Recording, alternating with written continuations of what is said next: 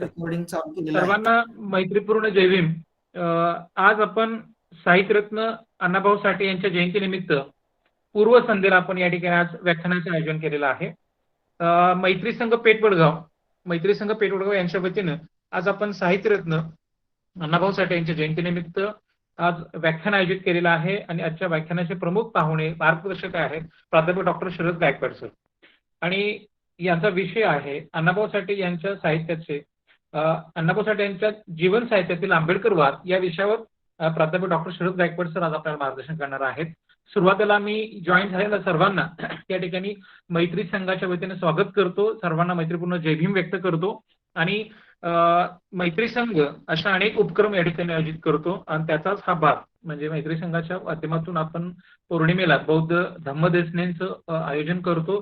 त्याचबरोबर आपले जे आदर्श आहेत सर्व समाजसुधारक आहेत, रिफॉर्मर आहेत, ओके, या सर्वांच्या जयंती निमित्त आपण वेगळ्या प्रकारच्या कार्यक्रमांचं व्याख्यानांचं आयोजन करतो आणि जाणीव जागृती ओके या माध्यमातून लोकांच्या मध्ये जागृती निर्माण करण्याचा प्रयत्न, अवेअरनेस निर्माण करण्याचा प्रयत्न, त्यांचे विचार त्यांच्यावर रुजवण्याचा प्रयत्न आपण ह्या माध्यमातून करत असतो. आणि म्हणूनच याचा भाग म्हणून आज मैत्री संघाच्या वतीने आपण उद्या असणारी 1 ऑगस्टला असणारी साहित्यरत्न अण्णाभाऊ साठे यांची जयंती त्याच्या पूर्वसंध्येला आज आपण हा व्याख्यानाचा कार्यक्रम आयोजित केलेला आहे. अण्णाभाऊ साठे यांच्या जीवन साहित्यातील आंबेडकरवाद या विषयावर आपल्याला प्राध्यापक डॉक्टर शरद गायकवाड सर हे या ठिकाणी मार्गदर्शन करणार आहेत. शरद गायकवाड सर यांचं अण्णाभाऊ साठे यांच्या साहित्यावर ते अभ्यासक आहेत, संशोधक आहेत, त्या स्वतःही साहित्यिक आहेत, त्याची फार मोठी ओळख आहे, ती पुढे तुम्हाला पाहुण्यांची ओळख यामध्ये करून दिली जाईल. तर आजच्या या कार्यक्रमासाठी सर्व उपस्थित मान्यवरांचं मी या ठिकाणी स्वागत करतो. सुरुवातीला मी प्राध्यापक डॉक्टर शरद गायकवाड सर यांचं मैत्री संघाच्या वतीनं हार्दिक मनपूर्वक स्वागत करतो. त्याचबरोबर आमच्या मैत्री संघाचे सर्व मेंबर्स आणि या कार्यक्रमासाठी सर्वजण उपस्थित असणाऱ्या सर्व मेंबर्स या ठिकाणी मी पुनश्च एकदा स्वागत करतो. आणि आजच्या या कार्यक्रमाचं प्रास्ताविक करण्यासाठी आमच्या मैत्री संघाचे टेक्निकल एक्सपर्ट आहेत आणि त्यांचं काम फार मोठं आहे ते आमच्या जवळचे स्नेही डॉक्टर दिनेश भंडारे सर यांना मी विनंती करतो की त्यांनी आजच्या ह्या व्याख्यानाचं प्रास्ताविक करावं. Doctor Dinesh Bhandare sir.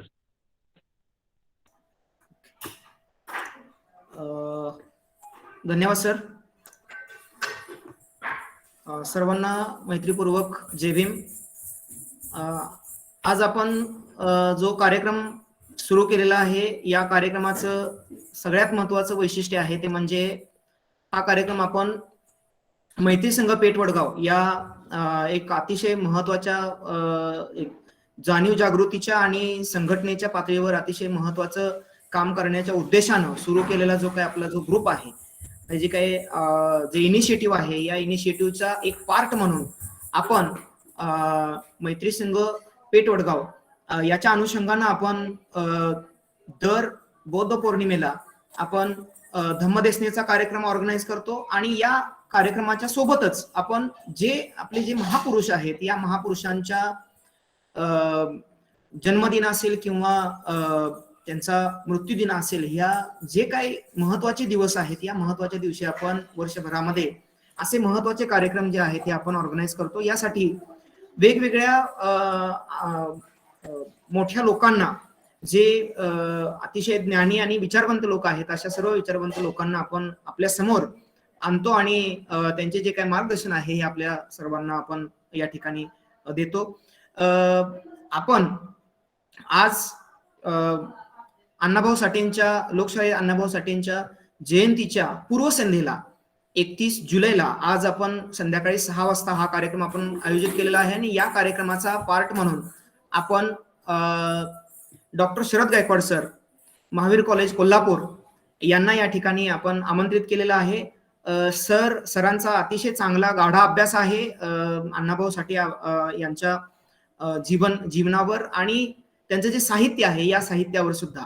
सरांचं वैशिष्ट्य म्हणजे सरांनी मराठी विषयातच नाही तर सरांनी एकूणच आंबेडकर चळवळीच्या सर्व जे काही बेसिक गोष्टी आहेत या सगळ्या बेसिक गोष्टींना सरांनी टच केलेला आहे आणि त्यामुळे सरांचा फक्त अण्णाभाऊ साठेंच्यावरच नाहीये तर पूर्ण जे काही आपली चळवळ आहे, जे आपल्या संघटना आहेत या सर्वांच्या लेवलला सरांनी जाऊन अगदी सर्व ठिकाणी सरांचे व्याख्यानं झालेली आहेत. सरांनी आपले विचार मांडलेले आहेत. सरांनी वेगवेगळ्या लेवलला सरांनी गायडन्स पण करतात. तर ह्या सगळ्या गोष्टींचा विचार करून आपण आज मैत्री संघ पेठ वडगावच्या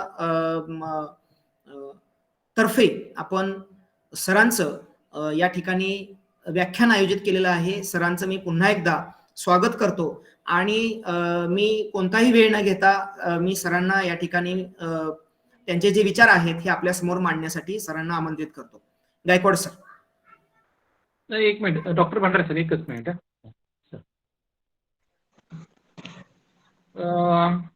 सरांची ओळख सुरुवातीला करून दिली जाईल, त्यानंतर सर बोलतील. 1-2च मिनिटांमध्ये मी सरांना रिक्वेस्ट Okay, करतोय. sir. Doctor Swapnil Karade sir, doctor Swapnil Karade sir यांनी प्राध्यापक डॉक्टर शरद गायकवाड सर यांची ओळख सर्व असणाऱ्या उपस्थित मान्यवरांना पार्टिसिपेंटना करून द्यावी अशी मी त्यांना विनंती करतो. Doctor Swapnil Karade sir doctor Sharad Gaikwad sir यांची Okay. ओळख थोडक्यात या ठिकाणी मांडतील. सर्वांना मैत्रीपूर्ण जय भीम. पिन करा दिनेश. ओके सर, केले सर. हॅलो, सर्वांना ऐकू हा येतंय? सर, सर येते, ऐकू येते? हा, कंटिन्यू करा. येस. सर्वांना मैत्रीपूर्ण जय भीम. मैत्री संघ पेठवडगाव आयोजित मालेतील आजचे हे विचारपुष्प रोवण्यासाठी आपल्याला लाभलेले आहेत प्राध्यापक डॉक्टर शरद गायकवाड सर. यांचा अल्पशा परिचय करून देण्यासाठी मी या ठिकाणी उपस्थित आहे. गायकवाड सर सध्या मराठी महावीर महाविद्यालय कोल्हापूर या ठिकाणी मराठी विभागामध्ये कार्यरत आहेत.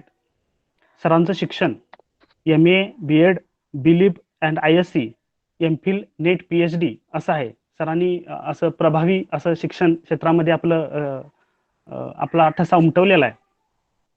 प्रामुख्याने सरांनी शंकरभाऊ साठे यांच्या कादंबऱ्यांचा अभ्यास या विषयावरती सरांनी MPhil पदवी प्राप्त केलेली आहे. त्याचबरोबर मराठी साहित्यातील मातंग समाज या विषयामध्ये सरांची PhD आहे.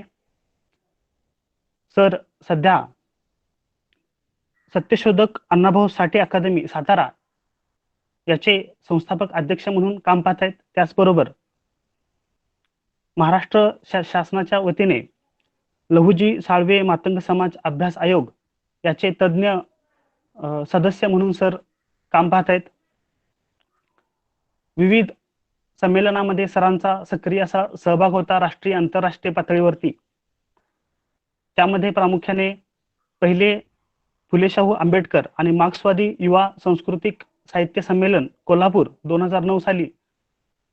त्याचबरोबर दुसरे दलित भटके विमुक्त OBC आदिवासी साहित्य संमेलन नाशिक. आंतरराष्ट्रीय फुले शाहू आंबेडकर साहित्य संमेलन बँकॉक थायलंड येथे संमेलनाचे प्रमुख पाहुणे म्हणून सरांना संधी मिळाली होती. त्याचबरोबर रशिया येथील पुष्किन विद्यापीठात संपन्न झालेल्या अण्णाभाऊ साठे आंतरराष्ट्रीय चर्चासत्रामध्ये जागतिक मानवतावादी लेखक या विषयावर सरांनी शोध निबंधाचं वाचन केलेलं आहे. सरांची विविध क्षेत्रामध्ये ग्रंथ संपदा उपलब्ध आहे. त्यामध्ये प्रकाशित ग्रंथांच्या यादीमध्ये प्रामुख्याने मातंग समाज साहित्य आणि संस्कृती, अॅट्रॉसिटी ऍक्ट, अण्णाभाऊंचा भाऊ शंकरभाऊ साठे, बहुजनवादी. हॅलो, त्याचबरोबर बहुजनवादी साहित्य, क्रांतीचं कुळ आणि बंडाचं मूळ अशी त्यांची ग्रंथ संपदा प्रकाशित आहे. विशेष म्हणजे सरांनी आपल्या या ज्ञानाचा उपयोग कार्यासाठी खूप प्रभावीपणे केलेला आहे. विशेष गोष्ट सांगावी म्हणजे सर स्वतः एक अंधश्रद्धेच्या गर्तेमध्ये अडकले असताना, म्हणजे देवीला सोडलेला मुलगा जो काही पोत्रा जी काही प्रथा होती त्यामध्ये सर स्वतः अडकले होते. आणि सरांनी महामानवांच्या साहित्यांचा अभ्यास, त्यांच्या विचारांचा अभ्यास करून यामध्ये स्वतःलाच नाही तर इतर सर्व अंधश्रद्धेमध्ये गर्तलेल्या समाजाला सुद्धा यातून बाहेर काढण्याचा काम सरांनी केलेलं आहे. सर बऱ्याच सामाजिक चळवळींशी, बऱ्याच सामाजिक संघटनांशी सर जोडले गेलेले आहेत आणि त्यामार्फत सर बऱ्याच सामाजिक तसेच साहित्यिक आणि आपल्या शैक्षणिक क्षेत्रामध्ये सर काम पाहतात. सरांना तब्बल 22 पुरस्कार प्रदान झालेले आहेत. त्यामध्ये मला प्रामुख्याने भावलेले असे पुरस्कार म्हणजे सामाजिक कृतज्ञता पुरस्कार मेढा जिल्हा सातारा, कार्यकर्ता गौरव पुरस्कार कोल्हापूर, महात्मा फुले आदर्श शिक्षक पुरस्कार पुणे, तसेच साहित्यरत्न सद्भावना पुरस्कार बहुज जिल्हा सातारा, त्याचबरोबर डॉक्टर बाबासाहेब आंबेडकर पुरस्कार कोल्हापूर व राष्ट्रसंत गाडगे महाराज उत्कृष्ट संशोधक पुरस्कार कोल्हापूर असे बरेच पुरस्कारांची यादी सरांच्या बाबतीत आहे. सरांना बरेचसे पुरस्कार या ठिकाणी लाभलेले आहेत आणि असे हे थोर व्यक्तिमत्व आणि विचारवादी असे व्यक्तिमत्व आपल्याला आज या कार्यक्रमासाठी वक्ते म्हणून लाभलेले आहेत. त्यांचं मी मैत्री संघाच्या वतीनं स्वागत करतो आणि थांबतो. सरांचं स्वागत आहे. जय भीम. धन्यवाद Swapnil sir, thank you so much. पाहुण्यांची ओळख आता डॉक्टर स्वप्नील कराडे सर यांनी करून दिली. गायकवाड सरांचा परिचय फार मोठा आहे, त्यांची यादीच फार मोठी आहे. त्यांना मिळालेले पुरस्कार असतील किंवा त्यांनी संपादित केलेले ग्रंथ असतील किंवा वेगवेगळ्या ठिकाणचे असणाऱ्या साहित्य संमेलन त्यांनी संमेलनाध्यक्ष म्हणून काम केलेलं आहे. त्यांनी स्वतः काही पुस्तकं लिहिलेली आहेत. त्यांच्या सामाजिक कार्याचा फार मोठा या ठिकाणी यादीच आहे आपल्याकडे. म्हणजे अगदी दलित महासंघ असेल, बहुजन समाज पार्टी असेल, अशा अनेक संघटनाच्या मध्ये किंवा वीर लहुजी वस्ताद अण्णाभाऊ साठे मातंग संघटना असेल, राष्ट्रसेवा दल असेल, अशा अनेक वेगवेगळ्या प्रकारच्या सामाजिक उपक्रमामध्ये त्यांनी काम केलेलं आहे. आणि म्हणूनच आम्ही असं ठरवलं की साहित्यरत्न अण्णाभाऊ साठे यांची उद्या असणारी जयंती या निमित्त डॉक्टर शरद गायकवाड सर यांनाच बोलवायचं. आणि आम्ही यांच्याशी संपर्क केला आणि सरांनी आम्हाला होकार दिला आणि त्यांनी आम्हाला या ठिकाणी येण्याचं मान्य केलं. आणि म्हणून मी परत एकदा मैत्री संघाच्या वतीनं सरांचं अगदी मनपूर्वक स्वागत करतो, आभार मानतो. अण्णाभाऊ साठे यांच्या जीवन साहित्यावर, आंबेडकरवर या विषयावर गायकवाड सर आज आपल्याला मार्गदर्शन करणार आहेत. मी तुमच्यामध्ये आणि गायकवाड सरांच्या मध्ये फार वेळ न थांबता मी आज आपल्या मैत्री संघाच्या वतीने डॉक्टर शरद गायकवाड सर यांना विनंती करतो की त्यांनी आपले या विषयावर असे बहुमन असे आम्हाला मार्गदर्शन करावे. Doctor Sharad Gaikwad sir.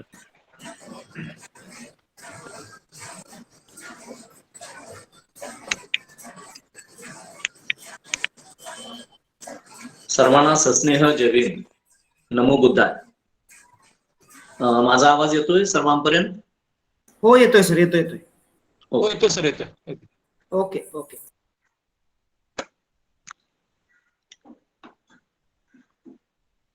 समताधिष्ठित समाज निर्मितीसाठी आणि सर्व प्रकारची गुलामगिरी विषमता नष्ट करण्यासाठी ज्या महामानवांनी, महापुरुषांनी आपलं संपूर्ण आयुष्य झिजवलं, त्या महामानवांना विनम्र अभिवादन करणं मी माझं आद्य कर्तव्य समजतो. महात्मा चारबाग, सिद्धार्थ गौतम बुद्ध, बुद्धाच्याच मानवतावादाचा वसा आणि वारसा काश्मीर पासून कन्याकुमारी पर्यंत आणि चंदगड पासून चंदीगड पर्यंत, चांद्यापासून बांद्यापर्यंत संपूर्ण भारत भूमीमध्ये 84,000 बौद्ध स्तूप, बौद्ध लेण्या आणि बौद्ध विहार स्थापन करून ज्यांनी बुद्ध तत्वज्ञानाचा वसा आणि वारसा जतन करून ठेवला, ते सम्राट अशोक. तत्कालीन बहुजन समाजाचं प्रबोधन आपल्या वाणी आणि लेखणीच्या माध्यमातून ज्यांनी केलं, ते राष्ट्रसंत कबीर. 12व्या शतकामध्ये अस्पृश्यता निर्मूलनाचं काम करून आपल्या अनुभव मंडप या ग्रंथामध्ये समतेचा विचार पेरला आणि महाराष्ट्र आणि कर्नाटक मध्ये एक पुरोगामी विचार रुजवण्याचं काम केलं, विवेकवादी. ते महात्मा बसवेश्वर, ज्ञानेश्वरांच्याही पूर्वी 100 वर्ष अगोदर अस्पृश्यता निर्मूलनाबरोबरच मराठी भाषा पहिल्यांदा ग्रंथामध्ये लिहिण्याचं काम करणारे चक्रधर स्वामी, बहुजन स्वराज्याचे संस्थापक छत्रपती शिवाजी महाराज, छत्रपती संभाजी महाराज, राजमाता जिजाऊ माँसाहेब, विद्रोही राष्ट्रसंत तुकाराम महाराज, राष्ट्रपिता महात्मा ज्योतिबा फुले, राष्ट्रमाता सावित्रीबाई फुले, रयतेचे राजे राजर्षी छत्रपती शाहू महाराज, बोधिसत्व प्रज्ञासूर्य विश्वरत्न डॉक्टर बाबासाहेब आंबेडकर, ज्यांची आपण आज जयंती साजरी करीत आहोत, अण्णाभाऊंच्या जयंतीच्या पूर्वसंध्येला, ते सत्यशोधक, लोकशाहीर, साहित्य सम्राट अण्णाभाऊ साठे, तंट्या भिल्ल, बिरसा मुंडा, रामस्वामी पेरियार, अहिल्याबाई होळकर, उमाजी नाईक, राष्ट्रसंत गाडगेबाबा, कर्मवीर भाऊराव पाटील,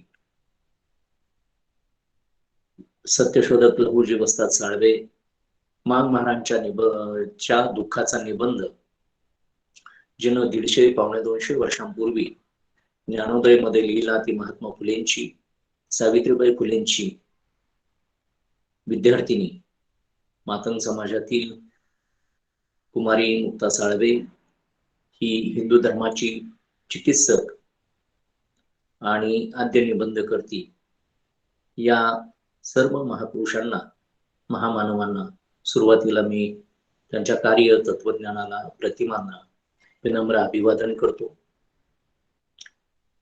अण्णाभाऊ साठे यांची उद्या 101वी जयंती आहे.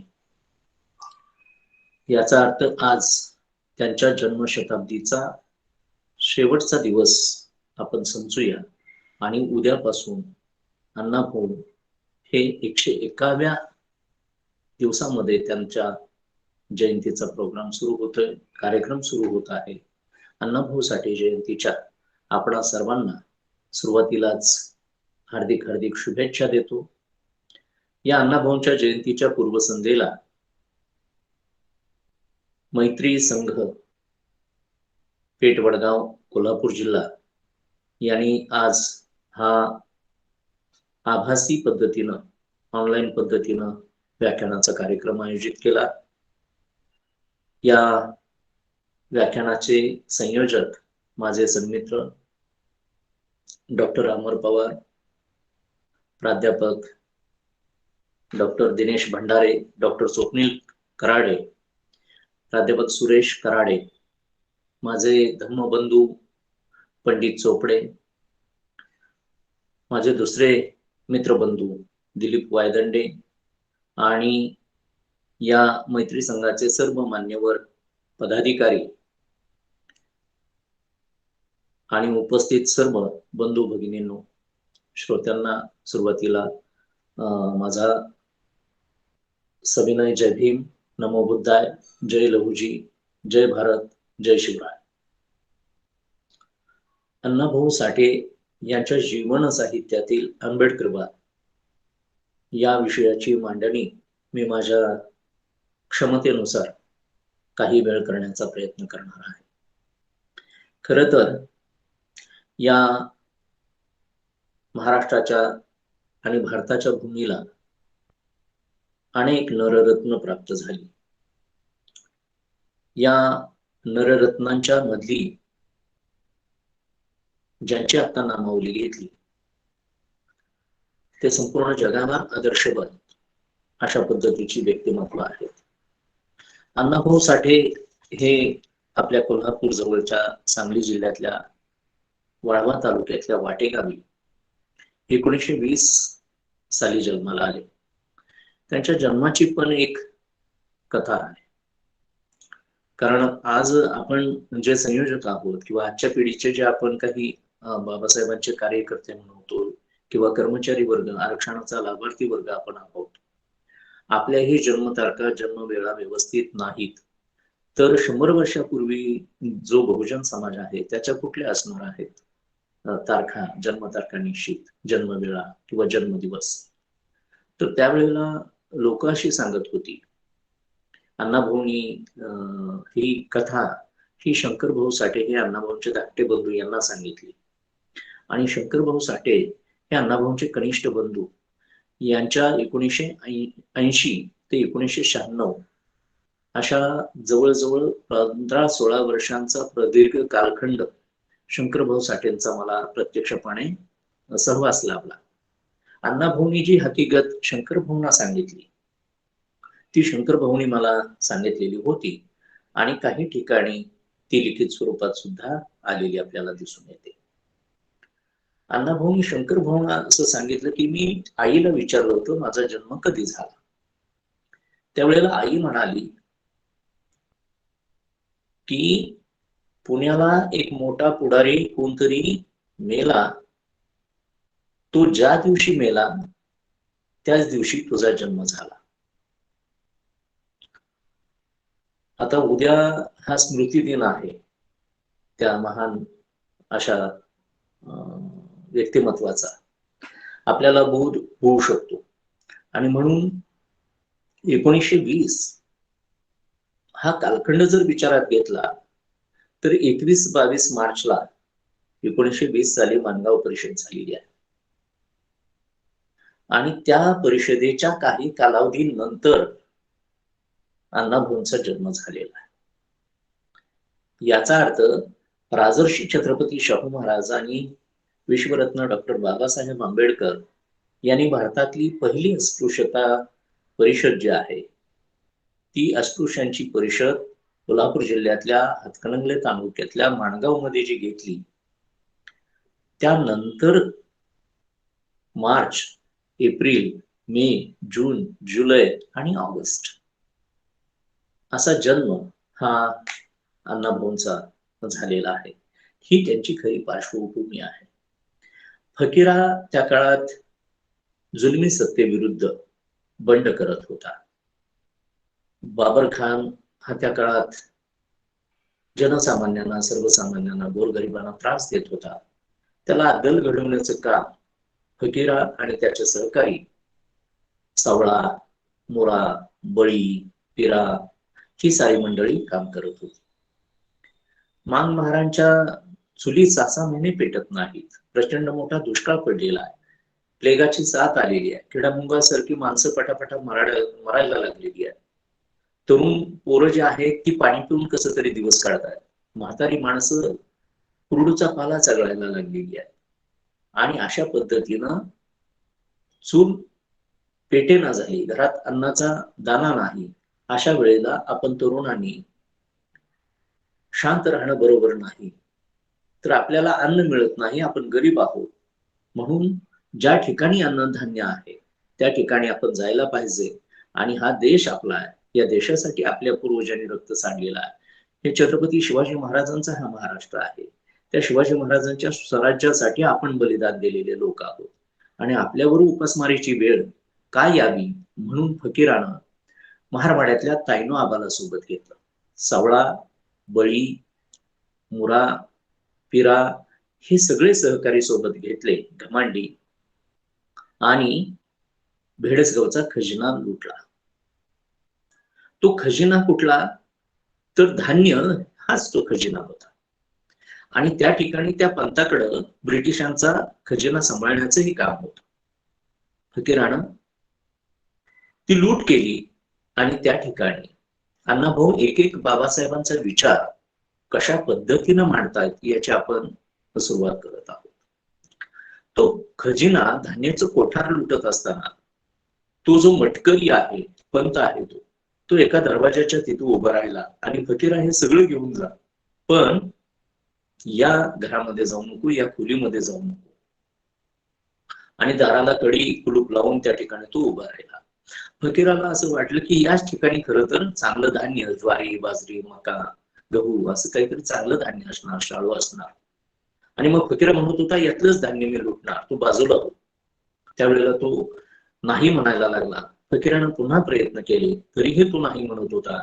शेवटी फकीरानं त्याला विचारलं, बाजूला होऊ नाहीतर मुंडकं मारीन. त्यावेळेला तो सांगतो की अरे यात धान्य नाही फकीरा, यात माझे 2 तरुण मुली आहेत आणि बायको आहे. आणि मग फकीराच्या अंगावर पाल पाडावे त्याचा सरकन काटा येतो. फकीरा 2 पावलं मागे सरतो आणि एक जबरदस्त ही कानपटात त्या पंताच्या देतो, मुस्काटात मारतो. आणि अण्णाभाऊंनी त्या फकीराच्या तोंडी हे वाक्य घातलेलं आहे. अण्णाभाऊ फकीराच्या तोंडी, फकीरा त्यावेळेला पंथाला असं म्हणतो, अरे आम्ही मांग महाराज इतरांचे संसार उभे करतो, फुलवतो आणि न नांदणाऱ्या मुलींना नांदायला लावतो आणि नांदणाऱ्या मुलींना जो छळतो त्याला आम्ही अद्दल घडवतो. आणि तुझ्या तरण्यासाठी 2 मुली आणि तुझी बायको याची इज्जत लुटणारे आम्ही मांग महार नाही. अरे आम्हाला पोटाला अन्न मिळेना म्हणून आम्ही या ठिकाणी आलो. इथं सडत चाललंय धान्य, कुजत चाललंय आणि इकडे मांग महार उपाशी मरताय. 6-6 महिने झाले आमच्या चुली पेटलेल्या नाहीत, किडा मुंगीसारखी माणसं मरायला लागले. अरे कणस खुडून पोट भरता येतं, कुणाचे आबरू लुटून नव्हे. हे आबरू लुटून नव्हे, हे बुद्ध तत्वज्ञान आहे. शीलम परम भूषणम ज्याला म्हणतो आपण, चारित्र्य हा माझा दागिना आहे. मला भाकरीपेक्षा इज्जत फार प्यारी आहे.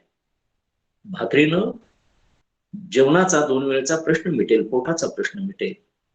पण जर स्वाभिमान नसेल, स्वातंत्र्य नसेल, चारित्र्य नसेल, तर समाजात ताठ मानेनं आपल्याला जगता येणार नाही. म्हणून बाबासाहेब जे म्हणत होते, मला भाकरीपेक्षा इज्जत फार प्यारी आहे आणि चारित्र्य हा माझा दागिना आहे.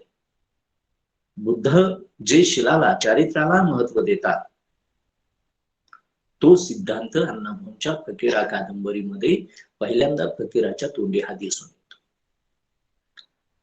बाबासाहेबांच्या विचारांची, बुद्धाच्या विचारांची बीज अण्णाभाऊंनी अशी कळत न कळत काही कथामधून, काही कादंबऱ्यांच्या मधून, काही क्रांतिगीतांच्या मधून, काही लोकनाट्यांच्या मधून हे प्रबोधन करत बुद्ध विचारांचं बीजारोपण, बाबासाहेबांच्या मानवतावादी विचारांचं बीजारोपण हे अण्णाभाऊंनी, ती पेरणी मराठी साहित्याच्या क्षेत्रामध्ये केलेली आहे. त्या लुटीची बुटी अण्णाभाऊंनी 1920 साली प्यायलेली आहे. आणि म्हणून ही जी जगप्रसिद्ध अशी मास्टरपीस कादंबरी ज्याला म्हणतो, नॉवेल म्हणतो आपण, ती अण्णाभाऊंनी 1959 साली लिहिली आणि डॉक्टर बाबासाहेब आंबेडकर यांच्या झुंजार लेखणीला अर्पण केली. आता ही अर्पण करणं, ही कुणाला अर्पण करावी हा पण एक संकेत असतो. प्राणापेक्षाही प्रिय, आपल्याला आपल्या स्वतःपेक्षा जो माणूस प्रिय असतो त्याला ती साहित्यकृती अर्पण केली जाते, असं मानणाऱ्यांपैकी अण्णाभाऊ आहेत. आणि म्हणून अण्णाभाऊंनी आता या ठिकाणी बुद्ध तत्वज्ञान कुठे येतं, बाबासाहेबांच्या संबंधीचा एक श्रद्धा आणि निष्ठेचा भाग कुठे येतो, तर तो येतो. आपण जर एकाएक साहित्यकृती अण्णाभाऊची पाहिली तर अण्णाभाऊच्या जीवन साहित्यातील आंबेडकरवाद हा आपल्याला आपोआप उलगडत जाईल. मी हे दुसरं उदाहरण देतो बाबासाहेबांच्या विचारांचं बीजारोपण अण्णाभाऊंच्या मध्ये कसं आहे त्याचं. अण्णाभाऊ हे कोणी कोणत्या जातीत, धर्मात, प्रांतात, कोणत्या देशात जन्माला यावं, कोणाच्या पोटी जन्माला यावं हे कोणाच्याच हातात कधीच नसतं. महात्मा फुलेंच्या भाषेत ते निर्मिकाचं काम आहे आणि बुद्ध तत्वज्ञान, बाबासाहेबांच्या तत्वज्ञानात ते निसर्गाचं काम आहे. परंतु ज्या ठिकाणी आपण जन्माला आलो त्या कुटुंबाचा, त्या परिस्थितीचा आणि त्या समाजाचा उद्धार करणं, कष्ट करणं हे आपल्या हातात आहे. ते जर केले नाही तर तो खरा आपला दोष आहे. अण्णाभाऊ ज्या समाजामध्ये जन्माला आले त्या समाजात दुर्दैवानं शेकडो वर्षांपासून इथल्या विषमतावादी, मनोवादी, सनातनी, प्रतिगामी संस्कृतीनं देव, दैव, अध्यात्म, कर्मकांड, व्रतवैकल्य, उपवास यांची पेरणी करून ठेवलेली आहे. औरंगाबादच्या शेजारी जो दौलताबाद, खुलताबाद किल्ला आहे त्याच्यावर यादवराव राजाचं राज्य होतं आणि तिथं हेमाडपंत जो आहे त्या हेमाडपंथानं या हिंदूंच्या धर्मग्रंथांच्या मध्ये म्हणजे हे आपले वर्षाचे दिवस असतात 365, तर ह्यानी दिवसाला 4-4 व्रत करता येतील एवढ्या व्रतांची संख्या ही या ग्रंथांच्या मधून लिहून ठेवलेली आहे. त्यामुळं या बहुजनांच्या वाट्याला एक मातृसंस्था आलेली आहे, पितृसंस्था आलेली आहे. म्हणजे जानाई, मळाई, जोखाई, या अर्थानं आंबाई, या अर्थानं ह्या आया, मरियाई वगैरे, लक्ष्मी आई, महालक्ष्मी, ह्या मातृदेवता आणि ज्योतिबा, बिरोबा, थोडोबा, येडोबा, भैरोबा हे बा आणि ह्या आई हे वाट्याला आलेले आहेत. अण्णाभाऊनी जर ठरवलं असतं किंवा त्यांच्या समाजाची पूर्व परंपरा चालवली असती तर कोणत्या तरी खंडोबाला, कोणत्या तरी लक्ष्मी आईला ही साहित्यकृती अर्पण केली असती, जर ते दैववादी असते तर. अगदीच आपण असा विचार केला तर ही सर्वात सुंदर अशी अण्णाभाऊंची कादंबरी आहे. परिवर्तनाचा एक नवा आयाम घालून देणारी आहे. मराठी साहित्याचं वळण बदलवणारी आणि मराठी साहित्याचा केंद्रबिंदू बदलवणारी ही फकीरा कादंबरी अण्णाभाऊंनी लिहिलेली आहे. आणि ती मान महाराजांच्या पराक्रमावर आहे. त्यांच्या शौर्य आणि त्यागाचं गुणगान गाणारी, त्यांची महानता वर्णन करणारी अशी ही कादंबरी आहे. अण्णाभाऊंनी, मला सांगण्याचा हेतू हा आहे की अण्णाभाऊंनी अशा कोणत्याही कुलदेवतेला कोणतीच कादंबरी कोणत्याही देवदेवतेला अर्पण केलेली नाही, तर ती अर्पण केलेली आहे विश्वरत्न, बोधिसत्व, प्रज्ञासूर्य डॉक्टर बाबासाहेब आंबेडकर यांच्या झुंजार लेखणीला अण्णाभाऊंनी ही फकीरा कादंबरी अर्पण केलेली आहे. हा अण्णाभाऊंच्या जीवन साहित्यातला आंबेडकरवाद आहे. आंबेडकरवाद म्हणजे तरी काय आहे, तर सर्व प्रकारच्या विषमतेला विरोध, गुलामगिरीला विरोध. मग ती विषमता कोणती, तर स्त्री पुरुष विषमता. स्त्रियांना मर्यादित ठेवायचं, चूल मूल, रांदावाडा, गोष्टी काढा एवढ्यापर्यंतच. स्त्री म्हणजे मुलांना जन्म देणारा मशीन इथपर्यंतच. स्त्री म्हणजे उपभोगाची वस्तू इथपर्यंतच. स्त्री ही दासी इथपर्यंतच. ही जी स्त्री प्रतिमा होती, त्या स्त्री प्रतिमेला छेद देणं, आणि स्त्री सुद्धा पुरुषा इतकीच कर्तृत्ववान असते, गुणवंत असते आणि ती कर्तृत्ववान असते, हे सिद्धांत हे बुद्धापासून हे बाबासाहेबांच्या पर्यंत सर्व. आणि म्हणून स्त्री पुरुष समानता ज्यात आहे, विवेकनिष्ठता ज्याच्यामध्ये आहे, विवेकवाद ज्याच्यामध्ये आहे, विज्ञानवाद ज्याच्यामध्ये आहे, समतावाद ज्याच्यामध्ये आहे, तो आंबेडकरवाद आहे. म्हणून सर्व प्रकारची विषमता, सर्व प्रकारची गुलामगिरी, सर्व प्रकारचे भेद नष्ट करून समतावादी, विज्ञानवादी, विवेकवादी असा जो समाज आहे, तो जो विचार आहे, ते जे तत्वज्ञान आहे, ते आंबेडकरी तत्वज्ञान आहे. आणि मग त्याच्यामध्ये स्वाभाविकपणे जात्यांतर, वर्णांतर, वर्गांतर हा येतो, आणि समताभिष्ठित समाज निर्मिती हे बुद्ध ते बाबासाहेबांच्या पर्यंत अंतिम असं स्वप्न आहे, हे आपल्या लक्षात येतं. आणि म्हणून या सगळ्या मध्ये एक प्रामुख्यानं ही गोष्ट आपण समजून घेत असतो की अर्पण पत्रिका जी आहे ती बाबासाहेबांच्या झुंजार लेखणीला ही अण्णाभाऊंनी अर्पण केलेली आहे. हे जसं गरजेचं आहे तसं बाबासाहेबांनी काय केलेलं आहे, तर बाबासाहेबांनी या देशाला अतिशय अनमोल अशी देण दिलेली आहे. मी नेहमी माझ्या व्याख्यानातून सांगत असतो की बाबासाहेबांनी या देशाला 2 राष्ट्रीय देणग्या दिलेल्या आहेत. त्या म्हणजे त्यातली एक पहिली जी आहे की बुद्धाचा धम्म ही बाबासाहेबांनी या भारताला दिलेली राष्ट्रीय देणगी आहे, आणि दुसरी या भारताचं संविधान, भारताची राज्यघटना. आणि म्हणून भारताची राज्यघटना आणि सिद्धार्थ गौतम बुद्धांचा धम्म हा बाबासाहेबांनी भारताला देऊन भारतावर अनंत उपकार अनंत पिढ्यांसाठी म्हणून करून ठेवलेला आहे. म्हणून बाबासाहेबांच्या ह्या 2 राष्ट्रीय देणग्या आहेत, आणि त्याचे आपण लाभार्थी आहोत, त्याच्या आपण अनुयायी आहोत. त्यामुळं आपल्या जीवनाचा, आपल्या जगण्याचा उद्धार झालेला आहे, हे आपण कदापि विसरता कामा नये. अशा वेळेला ज्या बाबासाहेबांनी 2 वर्ष 11 महिने 18 दिवस दिवसाचे 23 तास परिश्रम घेतले, म्हणजे वृद्धापकाळाकडे बाबासाहेब झुकलेले असताना, प्रचंड ताणतणाव युक्त जीवन असताना, रमाईची साथ सुटलेली असताना, रमाईची साथ सुटलेली आहे, बाबासाहेबांना स्थूलत्व आलेला आहे, मधुमेहाचा आजार जडलेला आहे, दृष्टी कमी आलेली आहे, आणि हे ताणतणाव, शत्रूंचे, वैऱ्यांच्या टीका आणि धमक्या, ह्या सगळ्या याच्यामध्ये 1920च्या माणगाव परिषदेपासून ती बाबासाहेबांची पुढे जी वाटचाल आहे, अशा सगळ्या युगप्रवर्तक मानवमुक्तीच्या कार्याचं वर्णन अण्णाभाऊ साठे कुठं करतात, अण्णाभाऊ याची दखल कुठं घेतात? अण्णाभाऊ असं म्हणतात की बाबासाहेबांनी काय केलेलं आहे, तर बाबासाहेबांच्या बद्दल आणि संविधानाबद्दल अण्णाभाऊ असं म्हणतात, स्वातंत्र्याचा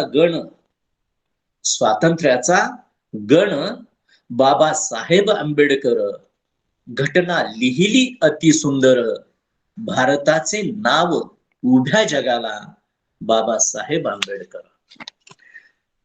हे जे बाबासाहेबांच्या बद्दल घटना लिहिली अतिसुंदर आणि स्वातंत्र्याचा गण बाबासाहेब आंबेडकर, घटना लिहिली अतिसुंदर, भारताचे नाव उभ्या जगाला वंदनीय, अशा पद्धतीनं 4 ओळीमध्ये बाबासाहेबांच्या समग्र युगप्रवर्तक मानवमुक्तीच्या कार्याची नोंद अण्णाभाऊंच्या लेखणीनं घेतलेली आहे. आणि म्हणून अण्णाभाऊंच्या जीवन साहित्यातील आंबेडकरांचा विचार, बाबासाहेबांचा विचार हा क्षणोक्षणी आपल्याला दिसून येतो. आता आपण एक उदाहरण पाहिलं की देवदेवता ह्या प्रचंड प्रिय आहेत. आजही लोकांना धर्मांतरानंतर सुद्धा 70 वर्षांनी कुठे का असेना, अस्पष्ट का असेना, अजूनही बहुजन समाजामध्ये दैववादाचा शिरकाव किंवा काही पाळंमुळं दिसतात. त्याच्यावर वर्मी घाव घालण्याचं काम भारतीय संविधानानं केलेलं आहे. आणि म्हणून बाबासाहेब किती श्रेष्ठ दर्जाचे आहेत, विश्वरत्न आहेत, युगप्रवर्तक आहेत आणि त्यांचं काम किती श्रेष्ठ दर्जाचं आहे हे सांगण्याचं काम हे अण्णाभाऊ साठे यांनी त्या 4 ओळीतून बाबासाहेबांच्या भारतीय संविधानाचं गुणगान करून त्यांनी केलेलं आहे. आपण आणखीन पुढे गेलो आणि अण्णाभाऊंच्या जीवन साहित्यातील आंबेडकरवाद जर समजून घ्यायचा झाला तर मी आपल्याला सांगेन की 1 मार्च 1958 साली प्रबुद्ध भारत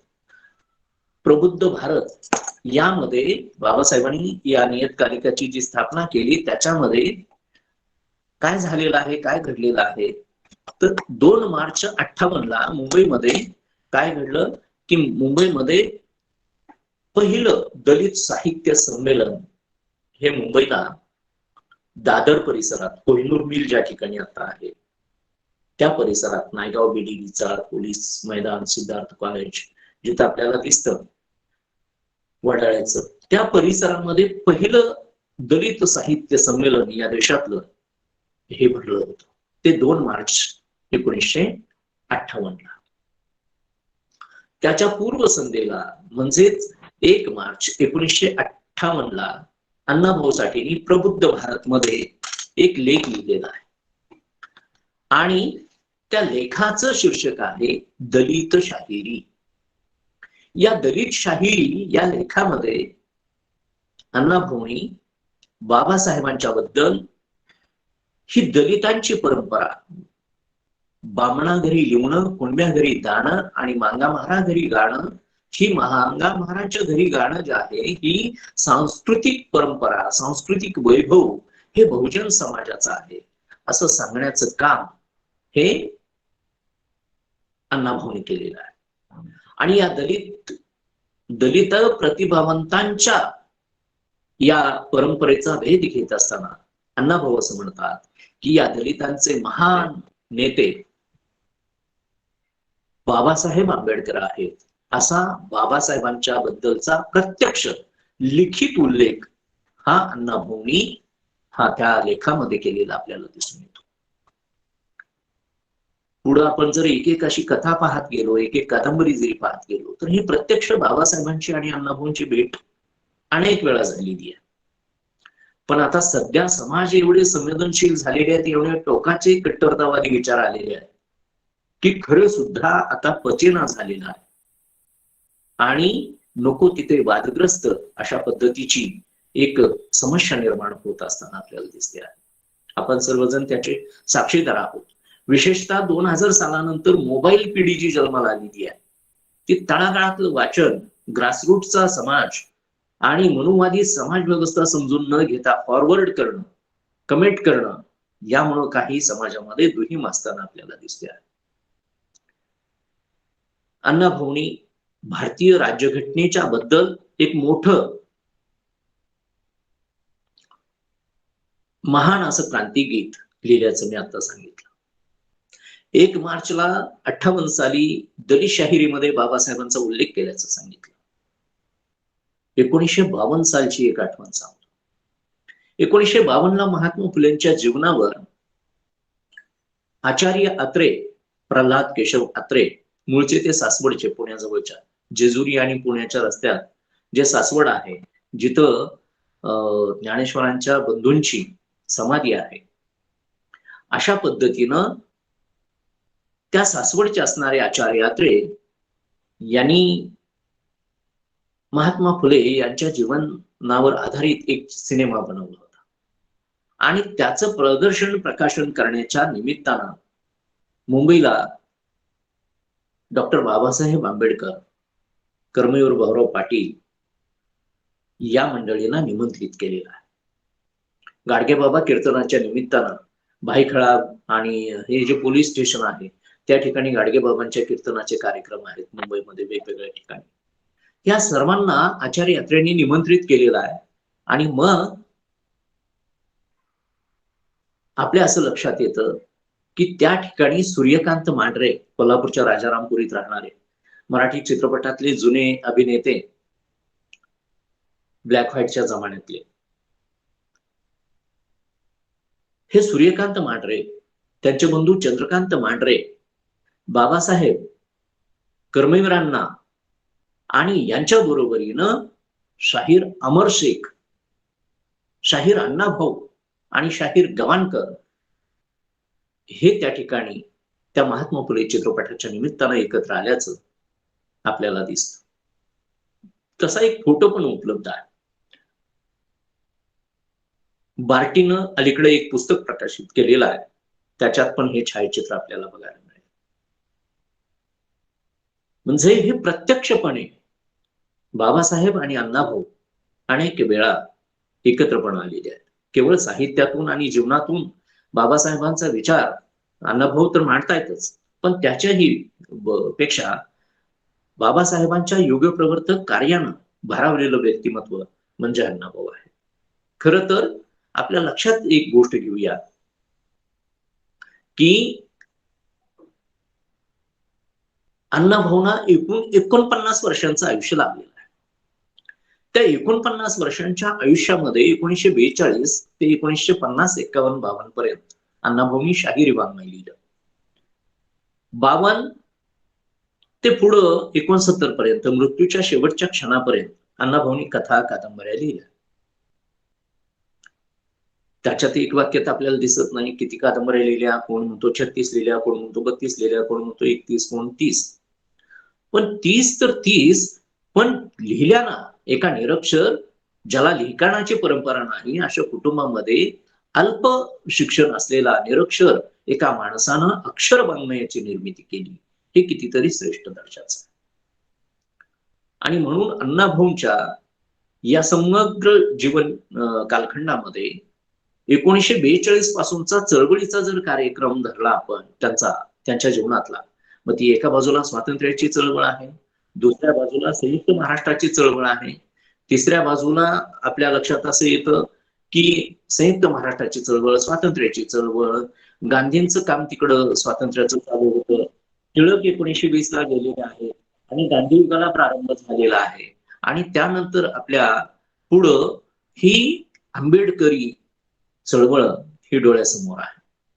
मुंबईतल्या गिरणी कामगारांची चळवळ आहे, संयुक्त महाराष्ट्राची चळवळ आहे. 1 मे 1960 ला जो महाराष्ट्र निर्माण झाला त्याच्यामध्ये कॉम्रेड एस.एम. जोशी, नागव गोरे, श्रीपाद अमृत डांगे, आचार्य आत्रे, प्रबोधनकार ठाकरे, अगदी यशवंतराव चव्हाणांच्या पर्यंत ही दिग्गज नेत्यांची नावं सगळीकडे सर्वजण घेताना दिसतात.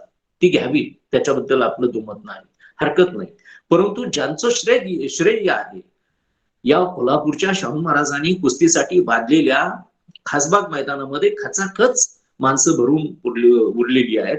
अशा या खासबाग मैदानामध्ये शाहीर अण्णाभाऊ साठे हे लाल बावटा कलापथकाचा कार्यक्रम सादर करतायत आणि समोरच्या पहिल्या रांगेमध्ये पहिलं ज्ञानपीठ पारितोषिक ज्या मराठी साहित्यामध्ये मिळालं ते वि.स. खांडेकर, शाहू महाराजांचे शिष्य भाई भास्करराव जाधव, भाई माधवराव बागल ही मंडळी पहिल्या रांगेत आपल्याला दिसून येत आहे. अण्णाभाऊ आणि भाई माधवराव बागल यांच्या अतिशय जवळचं नातं आपल्याला दिसून येतं. अशा सगळ्या कार्यक्रमांच्या मध्ये ह्या चळवळींच्या मध्ये अण्णाभाऊ सक्रिय आहे. म्हणजे इकडे एका बाजूला 20-25 ते 27 वर्षांच्या कालखंडात 70-75-77 ग्रंथांच्या पर्यंतचं लेखन अण्णाभाऊंनी केलेलं आहे. दुसऱ्या बाजूला चळवळीत प्रत्यक्ष काम केलेलं आहे. हस्तिदंती मनोऱ्यात बसून अण्णाभाऊंनी लेखन केलेलं नाही. लिहायचं आहे, मला लेखक बनायचं आहे, लेखकराव व्हायचं आहे, मला पद पैसा प्रतिष्ठा मिळाली पाहिजे यासाठी लेखन करणारे पैकी अण्णाभाऊ नव्हते. तर मला हे लिहिलंच पाहिजे, किंबहुना मी हे लिहिल्याशिवाय जगू शकत नाही, अशा अस्वस्थतेतून अण्णाभाऊ लिहित होते. आणि अण्णाभाऊंनी काय लिहिलं? स्त्रीचं शील, पुरुषाचा स्वाभिमान आणि देशाचं स्वातंत्र्य हा अण्णाभाऊंच्या साहित्याची त्रिसूत्री आहे. माणूस, माणुसकी आणि मानवतावाद हे अण्णाभाऊंच्या साहित्याचा कणा आहे, त्रिसूत्री आहे. माणूस हा सर्वश्रेष्ठ आहे. बाबूराव बागुलांनी जसं सांगितलं, वेदाआधी तू होतास, तू म्हणजे माणसा. हे माणसा वेदाआधी तू होतास, वेदांच्या आधीही तू होतास. तूच सूर्याला सूर्य म्हटलं, सूर्य सूर्य झाला. तूच चंद्राला चंद्र म्हटलं, चंद्र चंद्र ठरला. अरे हे माणसा, तुझ्यामुळेच ही मही सजीव झाली. अशा माणसाला महत्व देणारं, राबणाऱ्या, कष्ट करणाऱ्या, घाम गाळणाऱ्या कष्टकरी, शेतकरी, श्रमिक, कामगार यांच्या रक्त, अश्रू आणि घामाची महती अण्णाभाऊंनी लिहिली. आणि म्हणून कुसाबाहेर जन्मलेला हा आधुनिक तुकाराम आहे. आणि देहूच्या तुकारामानं 16व्या शतकात जी गाथा लिहिली ती तुकाराम महाराजांची गाथा आपण म्हणतो. तशा पद्धतीनं अण्णाभाऊंच्या समग्र साहित्याचं वर्णन मी अनेक वेळा करत असतो की अण्णाभाऊंचं पाळण्यातलं नाव तुकाराम आहे. हा 20व्या शतकातला गाव कुसाबाहेरचा आधुनिक तुकाराम आहे. आणि त्यानं 12 बलुतेदार, 18 पगड जाती जमाती, भटकेमुक्त, आदिवासी, मूल निवासी यांच्याबद्दल त्याच्या रक्त, अश्रू आणि घामाची महती लिहिली. म्हणजेच अण्णाभाऊंचं समग्र साहित्य म्हणजे आधुनिक गाव कुसाबाहेरच्या तुकारामानं बहुजन गाथा लिहिण्याचं काम अण्णाभाऊंनी केलेलं आहे. मी जे पाहिलं, अनुभवलं तेच मी लिहितो असं अण्णाभाऊंनी अनेक ठिकाणी लिहिलेलं आहे. आणि म्हणून त्या काळात, ज्या काळात बटाट्याची चाळ सदाशिव पेठेतनं खूप गाजत होती, महाराष्ट्राचं लाडकं व्यक्तिमत्व म्हणून त्यांचा गुणगौरव चालत होता, ती बटाट्याची चाळ ज्या काळात गाजत होती त्या काळात अण्णाभाऊ बटाटीच्या चाळीला माकडीचा माळ सारखी साहित्यकृती अजरामर लिहून उत्तर देत होते. पुण्याच्या सदाशिव पेठेतून पुढारी पाहिजे हा प्रश्न त्या काळात एका लोकनाट्यातून विचारला आणि त्याला उत्तर अण्णाभाऊंनी दुसऱ्या लोकनाट्यातून दिलं, पुढारी मिळाला. हे वैचारिक पातळीवरचं, राज्य स्तरावरचं, राष्ट्रीय स्तरावरचं द्वंद्व जे आहे, वैचारिक, साहित्यिक, सांस्कृतिक द्वंद्व, याचं प्रतिनिधित्व अण्णाभाऊंनी केलेलं आहे. आणि म्हणून अशा सर्व ठिकाणी, म्हणजे मी तुम्हाला खासबाग मैदान मधला संदर्भ सांगत होतो, बाबासाहेबांचा विचार कुठे येतोय अण्णाभाऊंच्या जीवन साहित्यात? तर संयुक्त महाराष्ट्राची चळवळ, ह्या दिग्गजांची नावं घेतली गेली. परंतु यामध्ये बाबासाहेब आंबेडकरांनी हा महाराष्ट्र निर्माण होण्यासाठी त्या काळामध्ये जीवाचं रान केलेलं आहे. मुंबई ही गुजरातला देण्याचा प्रयत्न चालू होता. ती मुंबई गुजरातला देण्यामध्ये भांडवलदार जे आहेत, गुजरात दार्जिने, ते भांडवलदार हे गुजरातचेच. ती मुंबई गुजरातला जोडण्याच्या प्रयत्नात होते. आणि अण्णाभाऊंनी त्या ठिकाणी अलंकारिक भाषा वापरलेली आहे. गरुडाला पंख, वाघाला नख, तशी मुंबई मराठी मुलकाला. पंखाशिवाय गरुड गरुड असू शकत नाही. आकाशात उंच, ढगांच्याही वर जाणारा, सर्वात उंच उडणारा असा जो गरुड भरारी ज्याला म्हणतो, ती गरुड भरारी घेऊ शकणारा गरुड पंखाशिवाय त्याचं अस्तित्व नाही. आणि नखांच्या शिवाय, वाघनखांच्या शिवाय वाघ सुद्धा नाही. कुत्र्या मांजरासारखी त्याची अवस्था वाघाची होईल. नख्या त्याच्या महत्वाच्या. आणि म्हणून गरुडाला पंख, वाघाला नख, तशी मुंबई मराठी मुलकाला. इतकी मुंबई मराठी माणसांना, महाराष्ट्राला प्रिय आहे, एकजीव आहे, एकरूप आहे, हे अण्णाभाऊंनी सांगितलं. मी का मुद्दा सांगतोय? कारण बाबासाहेब आंबेडकरांनी मुंबई महाराष्ट्राचा, मराठी माणसांचा अविभाज्य भाग कशी आहे याचे हजारो जुने दाखले हे कायद्याच्या पद्धतीनं देऊन मुंबई महाराष्ट्राला मिळवण्यामध्ये आणि महाराष्ट्र निर्माण करण्यामध्ये अण्णाभाऊ साठे आणि बाबासाहेबांचं योगदान अतिशय मोठं आहे. सगळ्यांनी मराठी भाषेसाठी राजीनामे दिले होते त्या काळातल्या आमदारांनी. आणि बाबासाहेबांनी बीसी कांबळे जे आहेत आपले बापूसाहेब कांबळे, ऍडव्होकेट बीसी कांबळे तथा बापूसाहेब कांबळे हे बाबासाहेबांचे कट्टर समर्थक आमदार. बाबासाहेबांनी सांगितलं तुम्ही राजीनामा देऊ नका. बीसी कांबळे साहेबांना, तुम्ही जर राजीनामा दिला तर आपल्याला त्या याच्यामध्ये सभागृहामध्ये आपले मराठी भाषिकांचे मुंबईसाठी आणि महाराष्ट्राच्या निर्मितीसाठी जे प्रश्न मांडायचे आहेत ते प्रश्न कोण मांडणार, म्हणून तुम्ही राजीनामा देऊ नका.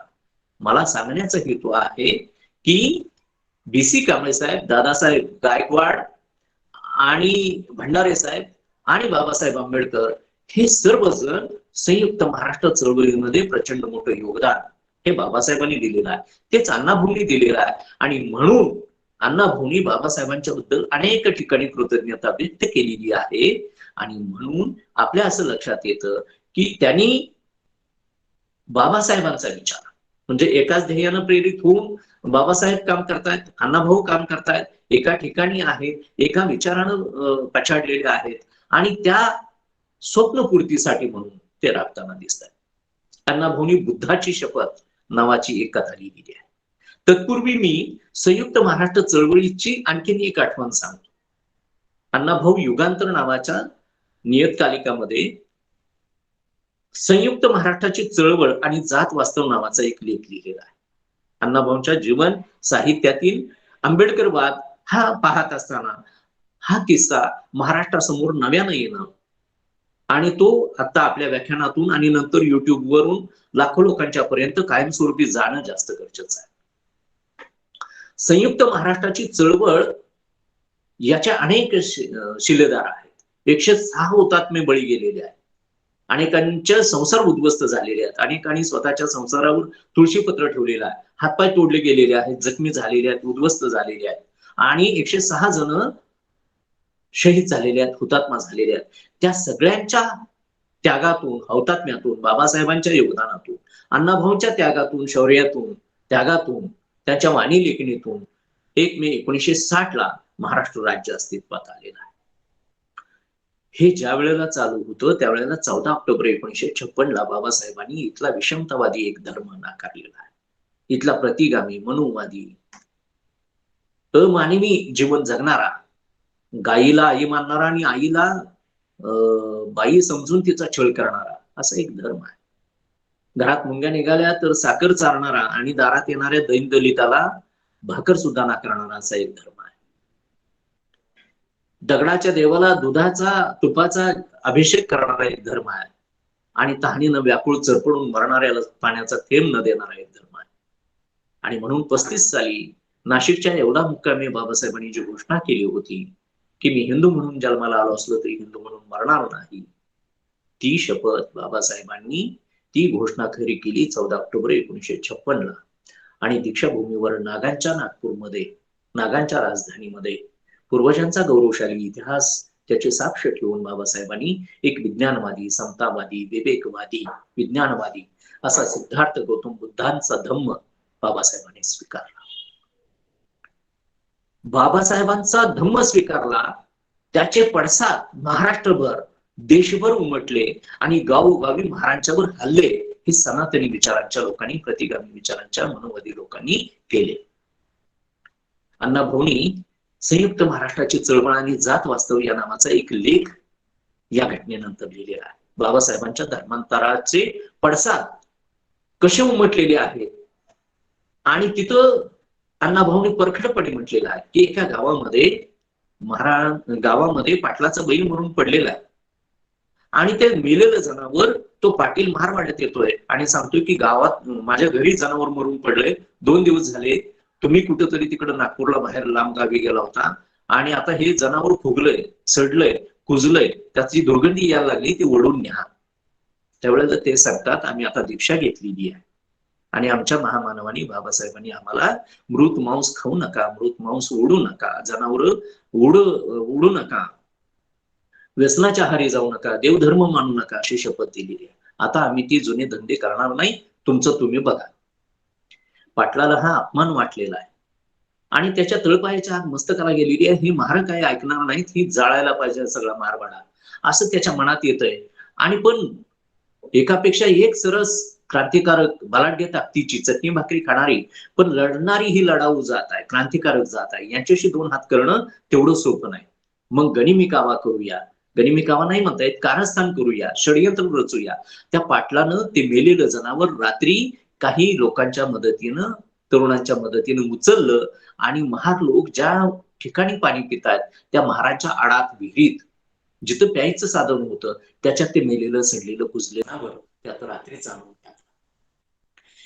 परिणाम असा घडला की दुसऱ्या दिवशी ते लोक सगळे जात आहेत प्यायचं पाणी बघायला, तर ते दुर्गंधी येते, प्यायच्या पाण्याची बंदी. अण्णाभाऊंनी सनसनीत शिवी या सनातनी लोकांना मनुवादी दिली आहे आणि ते तिथं असं सांगताय की मन्मथ जगन्नाथाची औलाद असा शब्द प्रयोग अण्णाभाऊंनी त्या लेखात वापरलेला आहे. आज ही हयात आहे आणि ही सनातनी प्रवृत्ती जी आहे ती माणसाला माणूस पण नाकारणारी आहे. किती हीन, किती दुष्ट, किती वाईट अशा पद्धतीनं हा दीनदलितांचा छळ होतोय याचं एक उदाहरण म्हणून अण्णाभाऊंनी संयुक्त महाराष्ट्राची चळवळ आणि जात वास्तव हा लेख लिहून या ठिकाणी सांगितलेला आहे. याच्यामध्ये बाबासाहेबांनी किती मोठं काम केलेलं आहे याचा उल्लेख करण्याबरोबरच या ठिकाणी या लोकांना, बाबासाहेबांच्या अनुयायांना काय यातना, मरण यातना भोगाव्या लागत आहेत, कशा पद्धतीनं या धर्मांतराच्या विरोधात हे लोक काम करतायत आणि आम्हाला वाट्याला काय भोगावं लागतंय, हे कुसाबाहेरच्या दीनदलितांचं, पूर्वाश्रमीच्या महार बांधवांचं दुःख धर्मांतरानंतरचं अण्णाभाऊंनी लिहून ठेवलेलं आहे. हा अण्णाभाऊंच्या जीवन साहित्यातील आंबेडकरवाद आहे. जग बदल घालून घाव, सांगून गेले मला भीमराव, गुलामगिरीच्या या चिखलात ऋतून बसला काय रावत, अंग झाडून निग बाहेरी घे बिनीवरती घाव, जग बदल घालून घाव, सांगून गेले मला भीमराव. धनवंतानी अखंड पिळले, धर्मांधानी तसेच छळले, मगराने जणू माणिक गिळले, चोर जाहले साव, जग बदल घालून घाव, सांगून गेले मला भीमराव.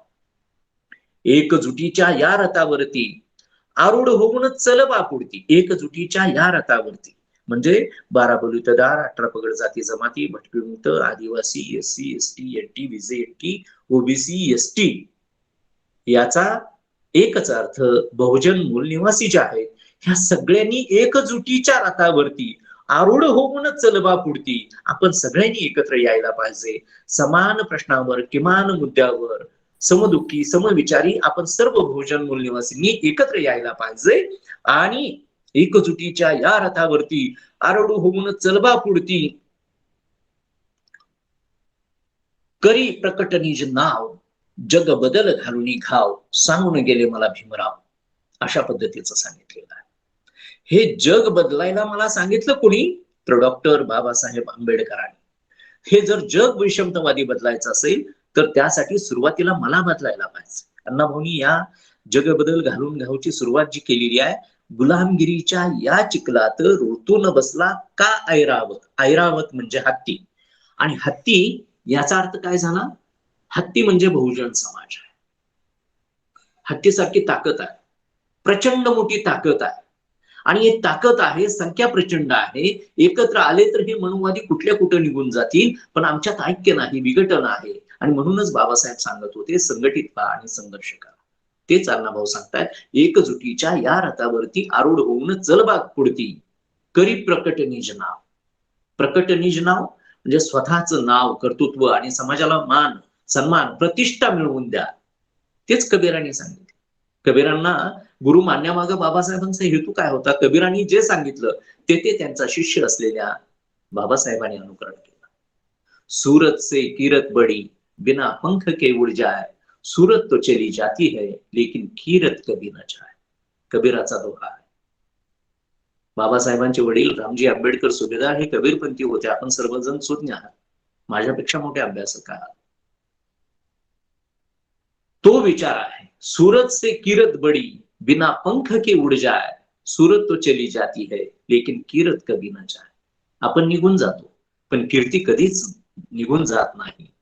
आणि म्हणून फुलाला जसं चुरगळलं तरी फूल जसं सुगंध देतं तशी ही कीर्ती असते.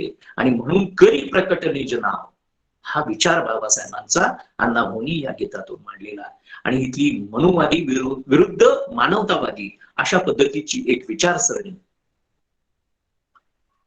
अण्णाभाऊंनी या क्रांती गीतातून मांडलेली आहे. आणि म्हणून अण्णाभाऊंच्या जीवन साहित्यातील आंबेडकरवाद हा अण्णाभाऊंच्या प्रत्येक शब्दातून, पावला पावलातून, त्यांच्या प्रत्येक वाणीतून आणि कृतीतून दिसून येतो.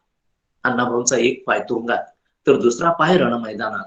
अण्णाभाऊ हे एका हातात डब आणि दुसऱ्या हातात लेखणी घेऊन ही साहित्य निर्मिती करताना दिसत आहेत. आणि म्हणून बुद्धाची शपथ, ज्याचा मी मगाशी नामनिर्देश केला, ते आपल्या सांगली जिल्ह्यातल्या चिंचणी मधल्या मुलांची गोष्ट अण्णाभाऊंनी सांगितलेली आहे. आणि मग आपण बुद्धा शपथ अशी मुलं, रानात गेलेली मुलं त्यांची जनावरं पाटलाच्या शेतात जात आहेत. पाटील आता मारहाण करणार, घरी आईला जाऊन सांगणार, आई आपल्याला मारहाण करणार. आपले वडील मुंबईला गिरणी कामगार आहेत, वरळीच्या चाळीत राहतात.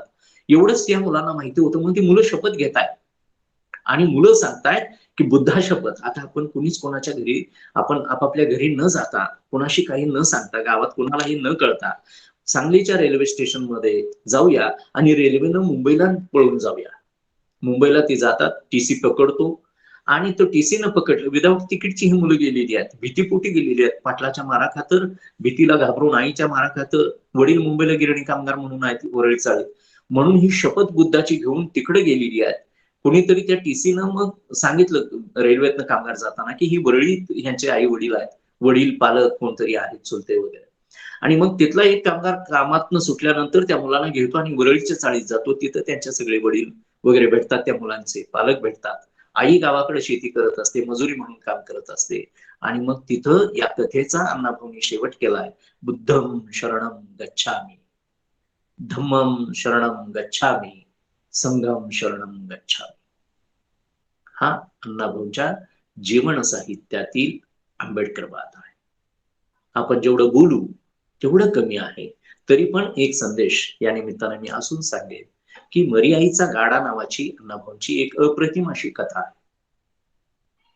वळण नावाची एक कथा आहे. बाबासाहेबांनी माणगाव परिषदेपासून ते धर्मांतरापर्यंत सांगितलं, 14 ऑक्टोबर पर्यंत. मी ब्रह्मा विष्णू महेश यांना देव मानणार नाही, कोणत्याही देवदेवतीची पूजा अर्चा करणार नाही, 22 प्रतिज्ञा आर्य सत्य सांगितली, अष्टांगिक मार्ग झाला, 10 पारमिता सांगून झाल्या, सगळं आपल्याला माहिती आहे. पण पडिले वळण इंद्रिया सकळ, कळतंय पण वळत नाही. ही बहुजन समाजातली देव दैव अध्यात्म कर्मकांडाची जी खोड आहे ती कळतंय पण वळत नाही. अशा एक संदेश अण्णाभाऊंना अप्रत्यक्षरित्या द्यायचा होता की अरे बाबासाहेबांच्याकडे जाऊन शपथ घेतली ना, बाबासाहेबांनी सांगितलंय ना, मृत मांस खाऊ नका, वाईट कामं करू नका, खोटं बोलू नका, व्यसन करू नका, अंधश्रद्धेच्या आहारी जाऊ नका, ब्रह्म विष्णू यांना देव मानू नका, पूजा अर्चा करू नका, उपवास व्रत वैकल्य करू नका, तरीही तुम्ही का करता? आणि मग वळण नावाची कथा अण्णाभाऊंनी लिहिलेली आहे. वळण म्हणजे शरीराला पडलेलं वळण.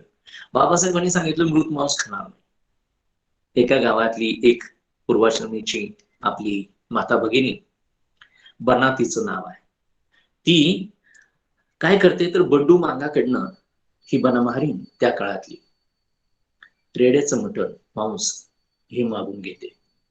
आणि त्या काळातला जो बळी महारा आहे तो बाबासाहेबांचा कट्टर अनुयायी आहे.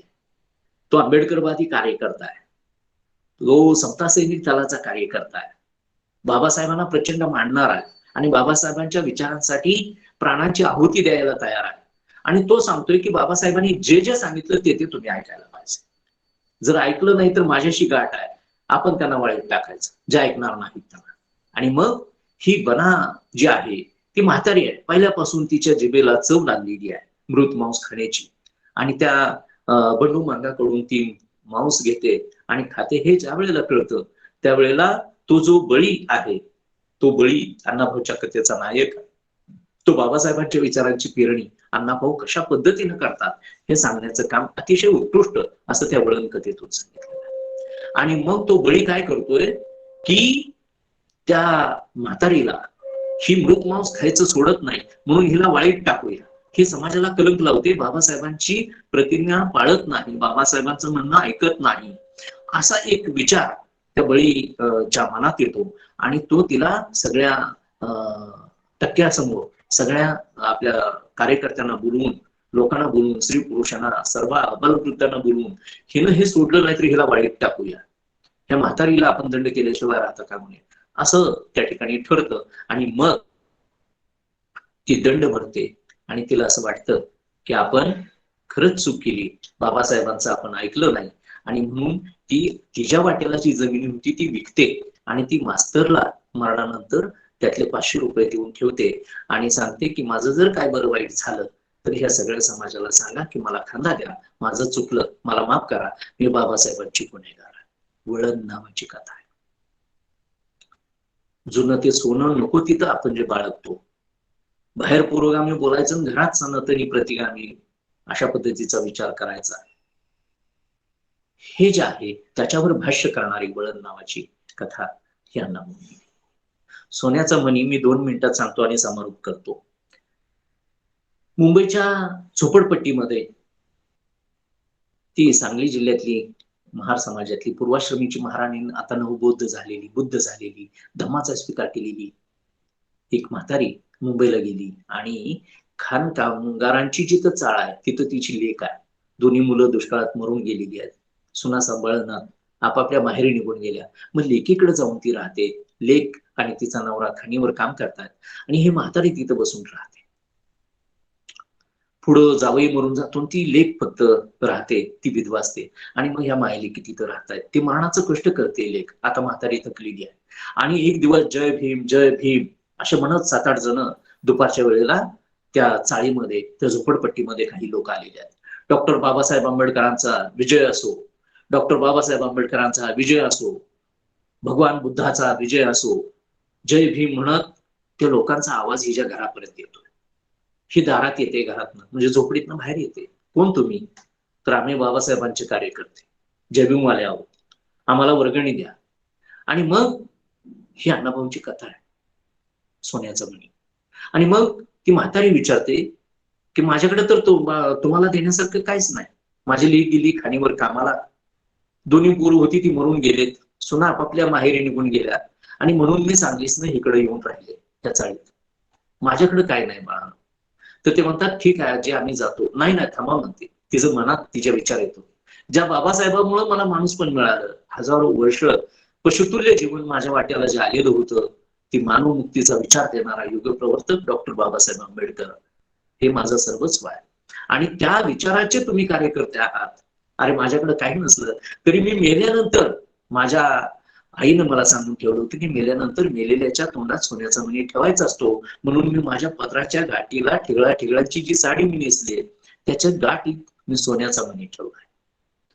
आणि मग तुम्हाला मला घरात देण्यासारखं काहीच नाही, घोटभर पाणी प्या. आणि हा पत्राची गाठ सोडते आणि गाठीत ठेवलेला मेल्यानंतर तोंडात मड्याच्या ठेवावा यासाठी अशी एक रूढ होती, त्याच्यासाठी ठेवलेलं कित्येक वर्ष पत्राच्या गाठीला जपून ठेवलेला सोन्याचा मणी ती बाबासाहेब आंबेडकरांच्या कार्यकर्त्यांच्या हातात ती देते आणि ती सांगते की हा सोन्याचा मणी आहे. आणि त्यांना आश्चर्य वाटतं, आजपर्यंत लोकांनी अन्नधान्य दिलं, कडधान्य दिलं, बाकी काहीतरी मदत केली, पैशाची मदत केली, पण सोनं बाबासाहेबांच्या चळवळीसाठी देणारी ही एकमेव आहे. आणि आजची कशाला सोन्याचा मणी तुम्ही देताय? आरती म्हणती, ज्यानं डोंगरा एवढे माझ्यावर उपकार केलेले आहेत, माझ्या गोरगरीब समाजाला माणसात आणलंय, जनावरासारखं जीवन जगणाऱ्या त्या बाबासाहेबांच्या विचारांचं स्वप्नातलं राज्य यावं याच्यासाठी तुम्ही बाबासाहेबांचे कार्यकर्ते काम करताय. मी तुम्हाला मदत म्हणून हा सोन्याचा मणी, जरी तुम्हाला सोन्याचा मणी वाटत असला तरी तो कवडी मोल आहे. अरे एवढं मोठं युगप्रवर्तक काम तुम्ही करताय, त्याच्यासाठी माझी ही छोटीशी मदत. काय आहे अण्णाभाऊंचा संदेश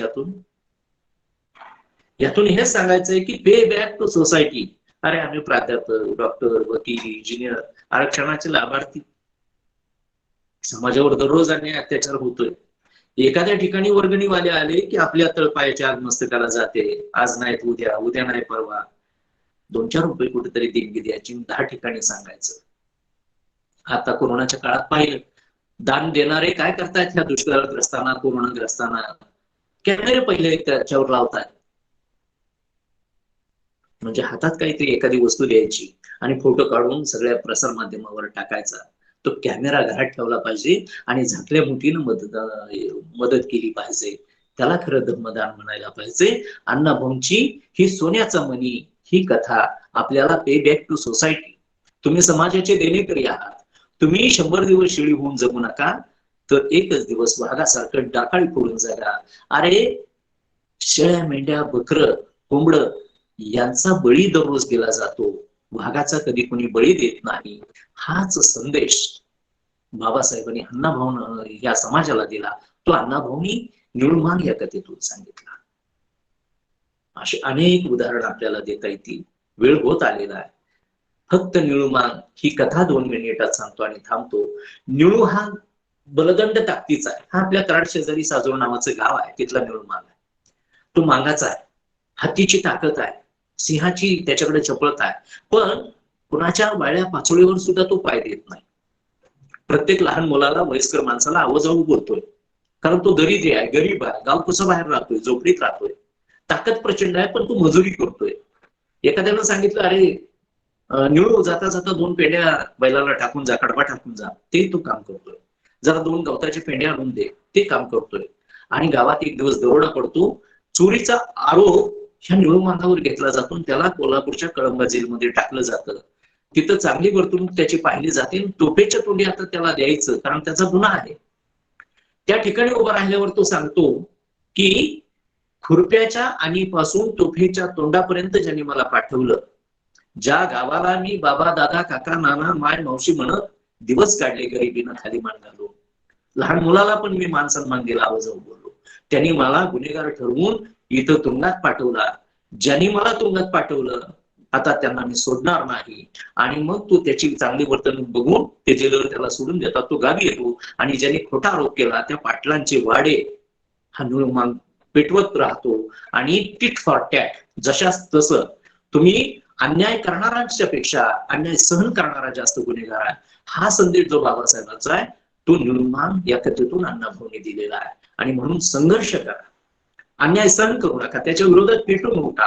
हाच संदेश अण्णाभाऊ एका वेगळ्या पद्धतीनं, मोठ्या ताकदीनं अनेक कथा कादंबऱ्यातून देतात. जग बदल घालून घाव सांगून गेले मला भीमराव, असं सांगणारे अण्णाभाऊ. बुद्धं शरणं गच्छामि, धम्मं शरणं गच्छामि, संघं शरणं गच्छामि, असा कथेचा शेवट करणारे अण्णाभाऊ. अशी अनेक शेकडो उदाहरणं. जसं ज्ञानेश्वरीचं गावात पारायण होतं, तुकारामाच्या गाथेचं पारायण होतं, तसं या सर्व महापुरुषांच्या विचारांची पेरणी आणि बीजारोपण आपल्या वाणी लेखणीच्या माध्यमातून व्हायला हवं. आपण आपल्या आयुष्यातील वेळ, बुद्धी, पैसा, हुनर, कौशल्य ह्या समाज परिवर्तनासाठी खर्च करायला हवं. हे जरी आपण या व्याख्यानातून एक संदेश घेऊया. आणि कोणताही महापुरुष जाती धर्मात बंदिस्त न करता समग्र अशा शोषितांचा प्रतिनिधी असतो आणि तो युगप्रवर्तक असतो, हा संदेश अण्णाभाऊंच्या जीवन साहित्यातून करतो. आणि म्हणून अशा युगप्रवर्तक, मानवमुक्तीचं काम करणाऱ्या डॉक्टर बाबासाहेब आंबेडकरांच्या तत्वज्ञानाचा सार अण्णाभाऊंनी आपल्या जीवन आणि साहित्यात मांडला, स्वीकारला. म्हणूनच त्यांचं पूर्वायुष्य जरी मार्क्सवादी असलं तरी उत्तर आयुष्य हे आंबेडकरवादी आहे. आणि म्हणूनच मार्क्सवाद आणि आंबेडकरवादाचा सुरेख संगम ज्याच्या व्यक्तिमत्वात आपल्याला दिसून येतो ते म्हणजे अण्णाभाऊ साठे. त्यांच्या जयंतीच्या आपणाला पुन्हा एकदा खूप साऱ्या शुभेच्छा देतो. मैत्री संघ आणि सर्व मान्यवरांचे, पदाधिकाऱ्यांचे आणि श्रोत्यांचे आभार मानतो आणि थांबतो. माझ्यासारख्या एका सामान्य कार्यकर्त्याला आपण बोलण्याची संधी दिली आणि जवळजवळ 1-1.25 तास आपण माझं ऐकून घेतलं, मला सहन केलं, त्याबद्दल मी आपल्या ऋणात राहतो. जय भीम, नमो बुद्धाय, जय भारत, जय लघुजी, जय भारत. धन्यवाद. धन्यवाद सर. फार सुंदर मांडणी सर आपण केली. अण्णाभाऊ साठे यांच्या जीवन साहित्यामध्ये आंबेडकरवाद कसा आहे याची फार सुंदर मांडणी डॉक्टर गायकवाड सरांनी आपल्या समोर गेले तास सव्वा तास मांडलेली आहे. खरंच फार सुंदर प्रेझेंटेशन झालेलं आहे. काही ऑडियन्स यांनी फार सुंदर रिप्लाय दिलेले आहेत, याचे रिस्पॉन्स सुद्धा केलेले आहेत की कशा पद्धतीने सरांनी मांडणी केलेली आहे. मला रिप्लाय आलेले नाही, म्हणजे बोलण्याच्या ओघात ते दिसत नाही मला इकडून. त्या सगळ्यांच्या कृतज्ञता आहेत. Yes sir, yes sir, of course. जग बदल घालून घाव सांगून गेले माझं भीमराव या एका स्टेटमेंटमध्ये आपण बघू शकतो की कशा पद्धतीने बाबासाहेब आंबेडकर आणि अण्णाभाऊ साठे यांच्या या आयुष्यामध्ये लिंक्स दिसतात. आणि त्याचबरोबर त्यांच्या जीवन साहित्य त्यांनी जे लिहिलेल्या कथा कादंबऱ्या आहेत त्या कथा कादंबऱ्यामध्ये आंबेडकरवाद कसा दिसतो, बुद्धांचं तत्वज्ञान कसं दिसतं, सर्व महापुरुषांचे विचार आपल्याला त्यातून कसे रिफ्लेक्ट होताना दिसतात ते आपल्याला दिसतं. अण्णाभाऊ साठे यांनी लिहिलेल्या कथा कादंबऱ्यांच्या मधून ते वेगवेगळ्या प्रकारचे रेखाटन केलेले जे चारित्र्य आहेत, कॅरेक्टर्स आहेत, त्या कॅरेक्टर्स मधून त्यांच्या ज्या असणाऱ्या वागणूक आहे, बिहेवियर आहे, ओके, ह्या सगळ्यामध्ये आपल्याला ह्या सगळ्या फिलिंग किंवा हे सगळे इमोशन्स किंवा ह्या सगळ्या विचार यामध्ये रिफ्लेक्ट होताना दिसतात. बुद्धांची शपथ, मर्यादेचा गाडा, वरण, सोन्याचा मणी, ओके, निळू मांग किंवा फकीर आहे ही जी कादंबरी आहे, या सगळ्यामध्ये आपण बघितलं सर आणि फार सुंदर मांडलं की कशा पद्धतीनं रिफ्लेक्शन दिसते की आंबेडकर वादाचं किंवा बुद्धांचं तत्वज्ञान फार सुंदर त्या ठिकाणी आहे. फार सुंदर संशोधनात्मक असं फार मांडणी सरांनी केली. आम्ही मैत्री संघाच्या वतीने सरांचं खूप खूप आभार, तुम्ही एवढा वेळ दिला आणि आमच्यासाठी सुंदर असं प्रेझेंटेशन दिलं. परत एकदा सर्व ऑडियन्सना आणि सर्वांना आपण अण्णाभाऊ साठे यांच्या 101वी असणाऱ्या जयंतीच्या हार्दिक हार्दिक शुभेच्छा देतो. आणि यानंतर मी प्राध्यापक सुरेश कराडे सर यांना निमंत्रित करतो की त्यांनी आजच्या या कार्यक्रमाचं आभार प्रदर्शन व्यक्त करावं. प्राध्यापक सुरेश कराडे सर. सर्वांना मैत्रीपूर्ण जय भीम.